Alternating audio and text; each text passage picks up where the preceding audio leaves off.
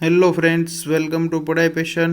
મિત્રો, આજે આપણે ઇન્ડિયન પિનલ કોડ 1860 વિશે થોડીક મહત્ત્વની કલમોની ચર્ચા કરીશું કે જે મોસ્ટ આઈએમપી છે. આ ઉપરાંત જે લોકો આ સંકળાયેલા છે તેને ખ્યાલ હશે કે અગાઉ આપણે ભાગ 1 અને ભાગ 2 પણ આપણે બનાવી ચૂક્યા છીએ કે જે આઈપીસી અને સીઆરપીસી રિલેટેડ છે. તો સ્પેસિફિક ઘણી બધી કોમેન્ટ્સો આવેલી કે ભારતીય ફોજદારી કાયદાની મહત્ત્વની એવી કલમોની થોડી વધુ સમજણ આપવામાં આવે. તો પરીક્ષાલક્ષી દ્રષ્ટિએ કેટલીક મહત્ત્વની કલમો વિશે આજે આપણે જોઈએ. તો સૌપ્રથમ આપણે જોઈએ તો આઈપીસી જે 1860 છે એના મૂળ ક્યાં રહેલા છે. તો આપ સૌ જાણો જ છો કે આઈપીસી છે એ ખૂબ મોટી છે. એમાં 511 કલમો છે. તો 511 કલમોનો આપણે કોઈ 511 કલમો આપણે વાંચવાની નથી, પરંતુ એમાંથી જે મહત્ત્વની છે તે કલમો વિશે આજે આપણે જોવાનું છે. તો ચાલો જોઈએ આપણે કેટલીક મહત્ત્વની કલમો. સૌપ્રથમ જોઈએ તો આઈપીસી 1860 કોના દ્વારા રચવામાં આવ્યું? તો એ છે લોર્ડ મેકોલે દ્વારા રચવામાં આવ્યો છે. ત્યારબાદ આઈપીસીમાં કેટલા પ્રકરણો છે? તો કે 23 પ્રકરણો છે. આઈપીસીનો મુસદ્દો ક્યારે રજૂ કરાયો? તો 1837માં.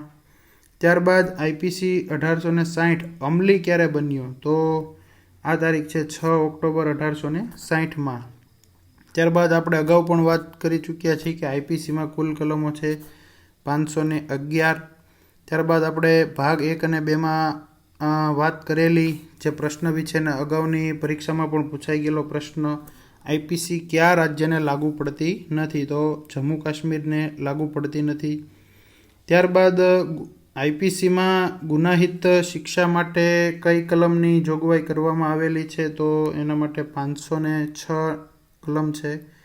ત્યારબાદ બદનક્ષી માટે જે શિક્ષા માટેની જે કલમ છે તે તો એમાં કઈ કલમ લાગશે મિત્રો? તો એમાં લાગશે 500, બરાબર, એટલે કે કલમ 500. ત્યારબાદ જોઈએ તો આઈપીસીમાં જે અન્ય મહત્ત્વની વાત છે તો દસ્તાવેજની જે વ્યાખ્યા છે એ શેમાં આપેલી છે? તો તે કલમ 29માં આપેલી છે. ત્યારબાદ ખોટી જે બનાવટની વ્યાખ્યા છે એ 28માં આપેલી છે. ત્યારબાદ જે આઈપીસીમાં શિક્ષાના પ્રકારો કયા પ્રકરણમાં આપેલા છે? તો પ્રકરણ 3માં આપેલા છે. ત્યારબાદ થોડોક ટ્વિસ્ટ કરાયેલો પ્રશ્ન, આઈપીસી 120A એ શેની વ્યાખ્યા કરાઈ છે? તો એમાં છે ગુનાહિત કાવતરાની વ્યાખ્યા કરાયેલી છે. આઈપીસીમાં દુષ્પ્રેરણને લગતી જે જોગવાઈ છે કયા પ્રકરણમાં છે? તો કે પ્રકરણ 5માં આપવામાં આવી છે. આઈપીસીમાં ગુનાહિત કાવતરા માટેની જે શિક્ષા છે એ ક્યાં આપવામાં આવે છે? મિત્રો ખાસ ધ્યાન રાખજો, જે 120A છે એ ગુનાહિત શિક્ષાની વ્યાખ્યા કરે છે, જ્યારે એ વ્યાખ્યા કર્યા પછી એની જે સજા છે એ 120B દ્વારા આપવામાં આવે છે. તો ઘણીવાર આવા ઓપ્શન પૂછાઈ જતા હોય છે કે જેનાથી કેન્ડિડેટ્સ થોડીક મૂંઝવણ અનુભવતા હોય છે. ત્યારબાદ જોઈએ તો આઈપીસીમાં જે શુદ્ધ બુદ્ધિની વ્યાખ્યાની કલમ છે એ કલમ કેટલામી છે? તો કલમ 52 છે એ શુદ્ધ બુદ્ધિ માટે આપેલી છે. ત્યારબાદ બદનક્ષી માટેની જે વ્યાખ્યાની કલમ છે એ 499 છે. ત્યારબાદ આપણે જોઈએ કે કલમ 506 શેની માટે લાગે છે? તો કોઈને જાનથી મારી નાખવાની ધમકી આપવા માટે 506(2) કલમ લાગે છે. ત્યારબાદ જોઈએ તો કલમ 124A શેના માટે લાગે છે? તો રાજદ્રોહ. મિત્રો આ થોડુંક ખાસ યાદ રાખજો, કારણ કે હમણાં રાજદ્રોહને લગતા ઘણા બધા મુદ્દાઓ બનાવ બની રહ્યા છે અને આ શબ્દ આપણને વારંવાર સંભળાઈ રહ્યો છે. તો થોડો પરીક્ષાની દ્રષ્ટિએ આઈએમપી કહી શકાય. ત્યારબાદ 415 જે છે એ શેની વ્યાખ્યા કરે છે? તો તે ઠગાઈની વ્યાખ્યા કરે છે. ત્યારબાદ કલમ 445 છે તે ઘરફોડની વ્યાખ્યા કરે છે. મિત્રો આ વ્યાખ્યા છે એ થોડી એક વખત ડીપમાં વાંચી જવી પરીક્ષા અગાઉ. ત્યારબાદ કલમ 11 છે એ શેની વ્યાખ્યા કરે છે? તો વ્યક્તિની વ્યાખ્યા કરે છે. ત્યારબાદ જંગમ મિલકત કોને કહીશું? તો કે જે મિલકતને હેરવી ફેરવી શકાય તેને જંગમ મિલકત કહે છે. ત્યારબાદ આઈપીસીમાં ગુનાની વ્યાખ્યા માટે કઈ કલમમાં જોગવાઈ કરેલી છે? તો કે કલમ 40માં જોગવાઈ કરેલી છે. રાજ્ય સેવકની જે વ્યાખ્યા છે કે રાજ્ય સેવક કોને કાયદાકીય દ્રષ્ટિએ કોને કહેવાશે? તો તેના માટે કલમ 21ની જોગવાઈ કરેલી છે. ત્યારબાદ એકાંત કેદની સજાની જોગવાઈ માટે કઈ કલમ છે? તો એના માટે કલમ 73 છે. ત્યારબાદ આ જે એકાંત કેદની જે સજા છે એ વધુમાં વધુ કેટલી હોઈ શકે? તો એમાં ખાસ ધ્યાન રાખજો, 3 મહિનાથી વધુ નહીં. મિત્રો, ઓપ્શન થોડા ઘણા ભાગ 1 અને ભાગ 2માં આપણે જોઈ ગયેલા કે થોડા ઘણા ટ્વિસ્ટ કરીને પૂછતા હોય, તો ખાસ આ વસ્તુ ધ્યાન રાખવી. ત્યારબાદ પરીક્ષા દ્રષ્ટિએ બીજી આઈએમપી એવી કહી શકાય તેવી ઇલેક્ટ્રોનિક દસ્તાવેજની વ્યાખ્યા જે છે એ કેટલામી કલમમાં આપેલી છે? તો તે આપેલી છે 29A. આ ખાસ યાદ રાખજો મિત્રો. ત્યારબાદ આઈપીસીમાં ઠગાઈ માટેની જે કલમ છે એ કેટલામી કલમ છે? તો 417મી કલમ છે. ત્યારબાદ કલમ 84માં શેની જોગવાઈ છે? તો અસ્થિર મગજની વ્યક્તિનું જે કૃત્ય છે તેના વિશે જે કાંઈ જોગવાઈ છે એ કલમ 84માં આપવામાં આવેલી છે. ત્યારબાદ આઈપીસી શિક્ષાના પ્રકારો માટે કઈ કલમ આપવામાં આવેલી છે? તો 53 નંબરની કલમ છે. ત્યારબાદ સામાન્ય જે અપવાદો હોય છે એ પ્રકરણ 4માં આપેલા છે. ન્યાયાધીશનું કૃત્ય ગુનો ગણાશે નહીં, તે કઈ કલમમાં છે? કલમ 77. કારણ કે ન્યાયાધીશ છે એ ન્યાયના સંદર્ભમાં કામ કરતા હોય છે, તો તેનો જે નિર્ણય છે તે ગુનો ગણાશે નહીં. ત્યારબાદ આઈપીસીનું પ્રકરણ 17 શેના સંબંધિત છે? તો તે મિલકત વિરોધના ગુના માટે આ જે પ્રકરણ છે એ સંબંધિત છે. ત્યારબાદ આપણે જંગમ મિલકત જોઈ ગયા. ત્યાર પછી બીજી વ્યાખ્યા છે સ્થાવર મિલકત કોને કહેશો?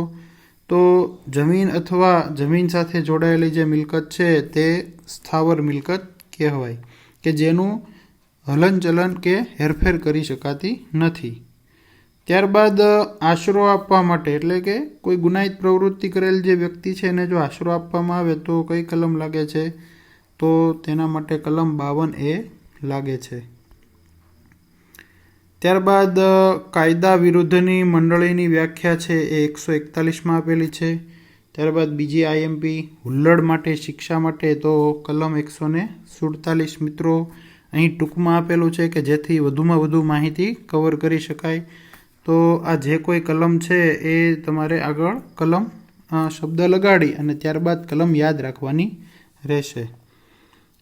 ત્યારબાદ એક વ્યાખ્યા છે અને અગાઉ પૂછાઈ પણ ચૂકેલું છે કે 2 કે તેથી વધુ વ્યક્તિ. મિત્રો, ખાસ ધ્યાન રાખજો, અમુક પ્રશ્નોમાં 2 કે વધુ વ્યક્તિ હોય, અમુકમાં 5 વ્યક્તિ હોય, અમુકમાં 4 વ્યક્તિ હોય, તો દરેકની વ્યાખ્યા અલગ અલગ પ્રકારની હોય છે.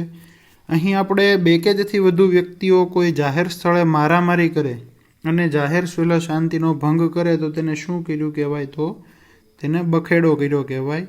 અને આ બખેડાઓ જે કરે છે એના માટેની જે શિક્ષા છે એ કલમ 160માં આપેલી છે. ત્યારબાદ બાળકો વિશે જોઈએ તો કઈ કલમ એવી છે કે જે 7 વર્ષથી અંદરના બાળકે કરેલ કાર્ય ગુનો નથી એવું દર્શાવે છે? તો એ કલમ છે 82. ત્યારબાદ સરકાર પ્રત્યે ધિક્કાર અને તિરસ્કાર કરવો, તો આને કાયદાકીય ભાષામાં શું કહેવાશે? તો રાજદ્રોહ વિશે આપણે આગળ જોઈ ગયા.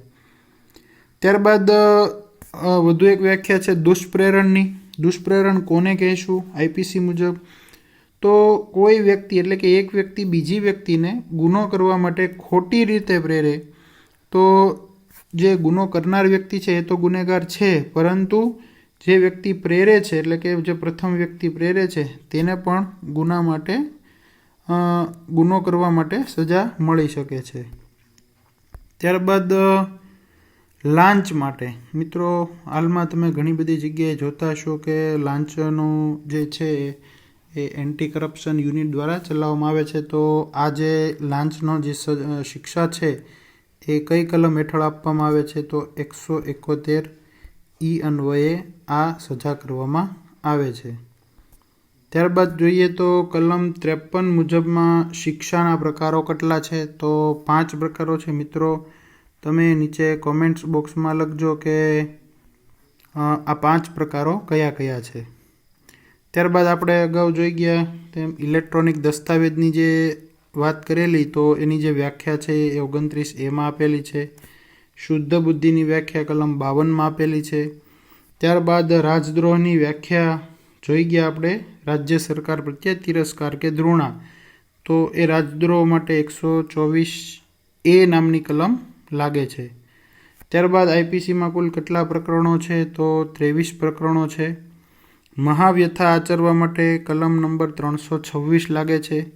ત્યારબાદ આપણા દેશમાં આપઘાત કરવો અથવા આપઘાતની કોશિશ કરવી, તો એ પણ ગુનો છે. તો ઘણી બધી એક્ઝામમાં પૂછાય છે. તો 309 નંબરની કલમ છે. ત્યારબાદ બેદરકારીથી મૃત્યુ નિપજાવવા માટે 304 ક ની કલમ લાગે છે. તો આ પણ આપણે ધ્યાન રાખશું. તો મિત્રો, આ હતો આપણો આજનો આઈપીસીનો અતિ મહત્ત્વનો એવો લેક્ચરનો વિડીયો. વધુ માહિતી માટે આપ અમારી ચેનલને સબસ્ક્રાઈબ કરો અને વધુમાં વધુ માહિતી મેળવતા રહો. So best of luck to all.